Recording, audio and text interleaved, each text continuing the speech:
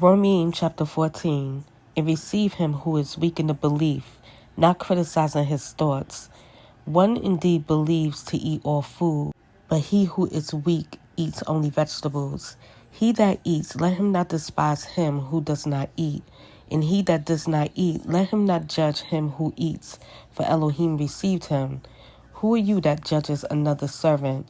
To his own master he stands or falls, but he shall be made to stand, for Elohim is able to make him stand. One indeed judges one day above another, another judges every day alike. Let each one be completely persuaded in his own mind. He who minds the day minds it to Yah, and he who does not mind the day to Yah does not mind it. He who eats to Yah, for he gives Elohim thanks. And he who does not eat to Yah, he does not eat, and gives Elohim thanks. For not one of us lives to himself, and not dies to himself. For both, if we live unto the Master, and if we die unto the Master. Therefore, whether we live or die, we are the Master's. For unto this Messiah died and rose and lived again, to rule over both the dead and the living. But why do you judge your brother, or why do you despise your brother? For we shall all stand before the judgment seat of Messiah. For it has been written, As I live, says Yah, every knee shall bow to me, and every tongue shall confess to Elohim. Each one of us, therefore, shall give account of himself to Elohim. Therefore, let us not judge one another any longer, but rather judge this, not to put an obstacle or a stumbling block in our brother's way.